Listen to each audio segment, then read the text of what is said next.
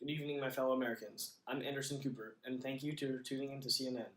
We're going on a trip, not a normal trip, a trip like no other. We're going to travel through time to attend President Trump's inaugural address. Trust me, I don't want to either. We are going to have to prove that he has not done anything to change American politics. Here we go. The date is January 20th, 2017. President Trump will be sworn in any minute. Oh, look, I'm next to Tucker Carlson. Hi, I'm Tucker Carlson, live from Fox News, and I'm here at President Donald J. Trump's first inaugural address in Washington, D.C. Before understanding how President Trump intends to change our party, we must first understand the history of past presidents who have influenced change. Presidents Abraham Lincoln, Theodore Roosevelt, and Ronald Reagan have left their mark on the GOP through influencing an era of reform. Will President Trump start a movement that will make a mark on the GOP? Today's ceremony has very special meaning, because today, we are not merely transferring power from one administration to another, or from one party to another, but we are transferring power from Washington, D.C., and giving it back to you, the American people. For too long, a small group in our nation's capital has reaped the rewards of government, while the people have borne the cost. America will start winning again, like never before. We will bring back our jobs, we will bring back our borders, and we will bring back our wealth. We will also bring back our dreams. We will build new roads and highways and bridges, airports, tunnels, and railways all across our wonderful nation. We will get our people off welfare and back to work, rebuilding our country with American hands and American labor. Oh my goodness, my eyes are watering. That was beautiful. President Trump has effectively established what he will do to try to make America great again. Hush. President Trump has changed nothing in America throughout his 2 years in office. What are you talking about? How can you know if he will successfully change our nation or not? I know he doesn't have much political experience. However, with his ideas of economic nationalism, he may be able to make waves in this country. In order to understand this movement, Anderson, we must analyze the history of political reform in the United States. A good place to start may be with Abraham Lincoln. In 1860, he was the first candidate of the Republican Party to be elected as president. Stop. I can show you President Trump is nothing like President Lincoln. What do you mean? I'm from the future, 2019 to be exact. I came back to show that President Trump has not transformed American politics. Hold on to your MAGA hat. We wouldn't want you to lose that precious gem. Oh my gosh, oh my gosh, oh my gosh! I'm totally fangirling right now. Is that the President Abraham Lincoln? I therefore consider that in view of the Constitution and the law, the Union is unbroken. And to the extent of my ability, I shall take care, as to the Constitution itself expressly enjoins upon me, that the law of the Union be faithfully executed in all the states. See, Abraham Lincoln's goal was to preserve the Union. He intentionally put aside the Republican ideas of abolitionism and focused solely on keeping this country together. The South seceded from the Union, and he launched the movement towards Reconstruction following the Civil War. But Trump will do the same thing as Lincoln and transform this nation through his ideas of making America great again. I'm sure he will take the measures to solidify the American identity. Maybe Lincoln wasn't the best example. Moving on to Theodore Roosevelt, 26th President of the United States.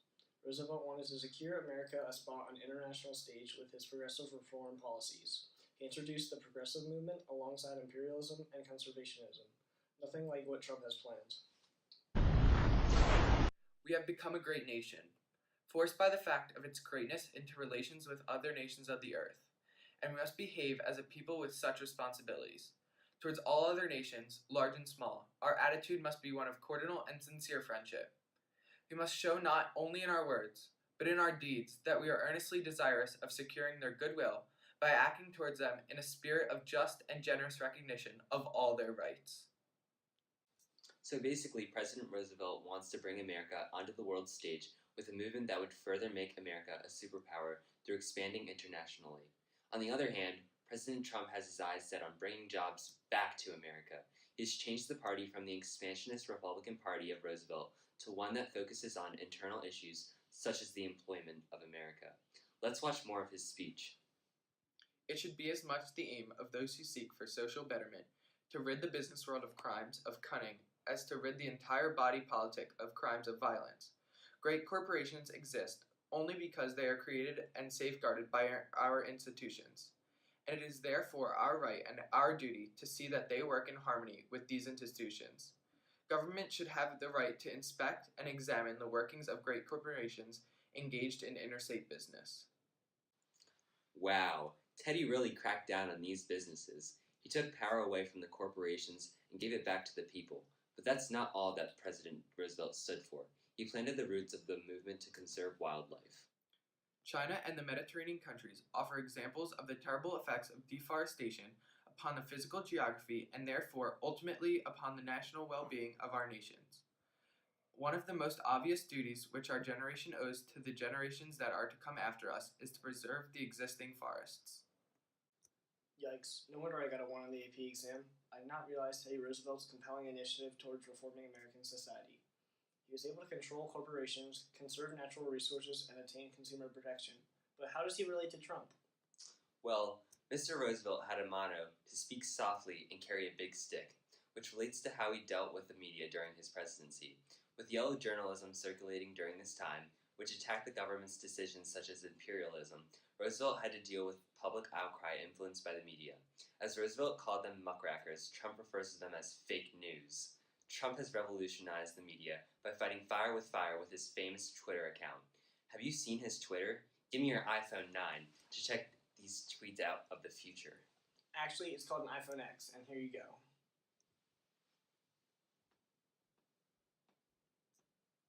At Real Donald Trump tweets. Our economy and job market is booming, the best in the world and our country's history, and we have just started. He also tweeted, We must protect our Great Lakes, keeping them clean and beautiful for future generations. That's why I am fighting for $300 million in my updated budget for the Great Lakes Restoration Initiative. Are you sure that's Trump? Sounds like the Roosevelts to me. That sure is President Trump. His ways of communicating with the American people are much like the approach taken by FDR, who used fireside chats to talk directly to the American public, much like President Trump's Twitter. Let's listen to one. It is 3 months since I talked with the people of this country about our national problems. But during this period, many things have happened, and I'm glad to say that the major part of them have greatly helped the well-being of the average citizen. While the forms of communication have much in common, bringing Twitter to the White House is not a movement, Mr. Carlson. But sir, you must understand, Democratic and Republican politicians alike have used Twitter to blast the opposing party and relay important information to the public. Whether we like it or not, a bipartisan movement towards spreading these ideas and accomplishments through social media has begun, and it is being spearheaded by President Trump. While President Trump's communication has reached the American people in a similar way to FDR's fireside chats, we should examine the change that President Franklin Delano Roosevelt has brought to America. This nation is asking for action and action now. Our greatest primary task is to put the people to work. This is no unsolvable problem if we face it wisely and courageously. It can be accomplished in part by direct recruiting by the government itself, treating the task as we would treat the emergency of war, but at the same time, through this employment, accomplishing greatly needed projects to stimulate and reorganize the use of our great natural resources. And finally, in our progress towards a resumption of work, we require 2 safeguards against the return of all evils of the old order. There must be a strict supervision of all banking and credits and investments. There must be an end to speculation with other people's money, and there must be provisions for an adequate but sound currency. With his New Deal programs, FDR focused the government's power on relieving the issues of the American people following the Great Depression. With the several New Deal programs, FDR expanded the power of the government so they can be involved in reviving the jobs they lost in the Great Depression. Even though Trump and FDR have opposing viewpoints, both of them have altered American politics through their encouragement of jobs. Trump has created over 4 million jobs since his election, and the unemployment rate is a mere 3.6%. Trump's economic nationalism and Franklin Roosevelt's New Deal have both changed the American government through stimulating the economy by creating jobs. Okay, I see your point on the relationship between Trump and FDR and their actions to change America. Let's move closer to the modern day with America's 40th president, Ronald Reagan. He launched a modern conservative movement following the period of social reform by FDR and LBJ. He helped make the American dream more realistic for the general public by altering the New Deal and Great Society policies. Well, this administration's objective will be a healthy, vigorous, growing economy that provides equal opportunities for all Americans with no barriers born of bigotry or discrimination. Putting America back to work means putting all Americans back to work. Ending inflation means freeing all Americans from the terror of runaway living costs. All must share in the productive work of this new beginning, and all must share in the bounty of a revived economy. With the idealism and fair play which are at the core of our system and our strength, we can have a strong and prosperous America at peace with itself and the world. Reagan created the conservative resurgence in order to focus more on the economic tensions in the 1980s. Coined by the public as Reaganomics, Reagan initiated supply-side economics which helped the wealth trickle down from wealthy corporations to the working class. Similar to Reagan, President Trump has centered the government on improving the economy. He has limited the government's involvement in corporations, which allows small businesses to prosper. However, Reagan was not fit to be president. He was a mere actor and he knew nothing about politics, similar to the current president, who's only a businessman. But President Trump brought a new side of politics to Washington. Donald Trump had a campaign based on being a federal government newcomer. As we could tell, he does not have a political filter, and he is not intimidated by the correctness of politics. He has made it well known that he is not willing to back down, and he will say it as it is. Let's take a look. Anderson, take me to the first Republican debate.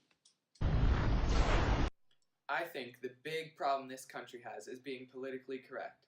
I've been challenged by so many people, and frankly, don't have time for political correctness. And to be honest with you, this country doesn't have time for it either. This country is in big trouble. We don't win anymore. We lose to China, we lose to Mexico, both in trade and the border. We lose to everybody. But you know what? We need strength, we need energy, we need quickness, and we need brain in this country to run it around. That I can tell you right now. Trump has broken down barriers in Washington, and his character has stayed true to the Donald Trump America knew before the presidency. He has not let politics define him, nor cracked under the high pressure. Trump distanced himself from the candidates through speaking his mind, and much of his early support was based on his honesty and his lack of direct experience in Washington. Alongside the great reformers of America, President Trump has launched an economic nationalist movement, one that targets the previous American economy. President Trump strives to build up the American economy instead of the global one, or as he would say, America first. Whether any of us like it or not, all 5 presidents have been viewed as the new face for America. From Lincoln launching the party onto the presidential stage, to Trump with economic nationalism, it has been clear that change has been made in our nation. Although much of the nation may not agree with some of the president's other policies, people in our nation may need to take a step back and realize that there is economic change beginning in our country. Past and present reformers alike have left their mark in American politics and made it as it is today. President Trump would say, History is watching us now.